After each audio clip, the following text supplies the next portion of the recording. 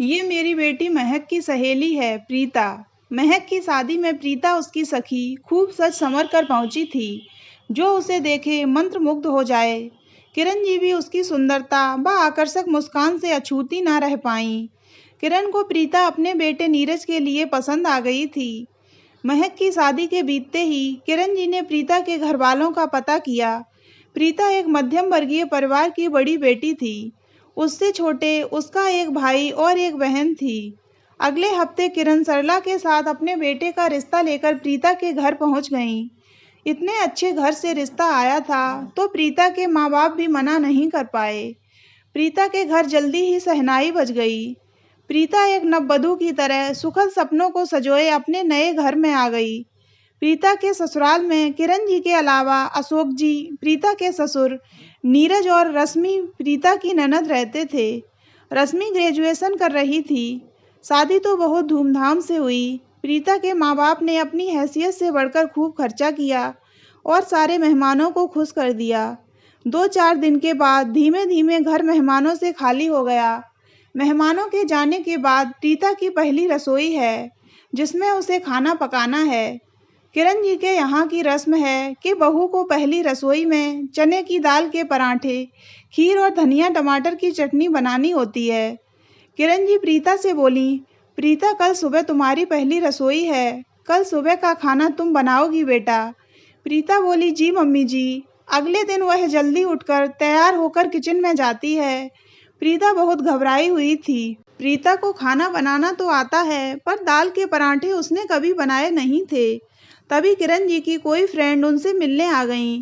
किरण जी ने रश्मि से बोला कि रश्मि बेटा, तुम भाभी की कुछ हेल्प करा दो। रश्मि प्रीता से पूछती है, भाभी कुछ हेल्प करनी है या आप कर लोगे? प्रीता संकोच में कुछ कह नहीं पाई और रश्मि अपना मोबाइल देखते हुए चली गई। प्रीता ने खीर और चटनी तो बना ली, अब पराठों की बारी थी। प्रीता अकेले अपनी साड़ी के पल्लू को कमर में खोस दाल के पराठे बनाने की जद्दोजहद में लग गई। 4-5 पराठे ही बना पाई थी, बड़ी मुश्किल से। वह भी फट फट के, दाल भी बाहर आ रही थी। कोई भी पराठा सही नहीं बन पा रहा था। तभी किरण जी अपनी दोस्त के चले जाने के बाद किचन में आ गईं। प्रीता अपने खराब पराठों को देख मन मसोस कर डरती हुई मन में सोचती है कि अभी मम्मी जी कुछ सुनाए ना। वह अपने नए पराठे को बनाने की कोशिश जारी रखती है। किरण जी बोली, अरे बेटा, एक भी पराठा सही नहीं बन पा रहा, लाओ मैं बनाकर दिखाती हूँ। तुम इतना घबरा क्यों रही हो? यह तुम्हारा ही घर है। मुझे पता है कि धीरे धीरे तुम सब बनाना सीख जाओगी। पराठे बनाते समय किरण जी प्रीता को प्यार से समझाती हैं, बेटा, जैसे दाल के पराठे पर आहिस्ता आहिस्ता बेलन लगाया जाता है ताकि वह फटे ना और धीमे धीमे बड़ा होता जाए, उसी तरह गृहस्थी की गाड़ी में तुम्हें और नीरज को प्यार का धक्का धीरे धीरे लगाना है, जिससे गाड़ी प्यार से चले, कभी पटरी से ना उतरे।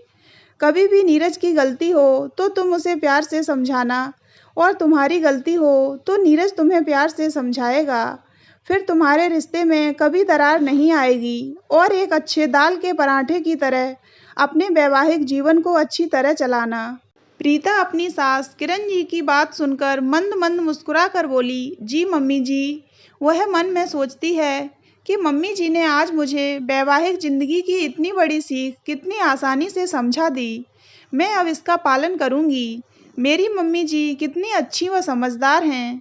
तो दोस्तों, अगर आपको ये कहानी अच्छी लगी हो तो वीडियो को लाइक करें और ऐसी ही अन्य कहानियाँ सुनने के लिए हमारे चैनल को सब्सक्राइब अवश्य करें।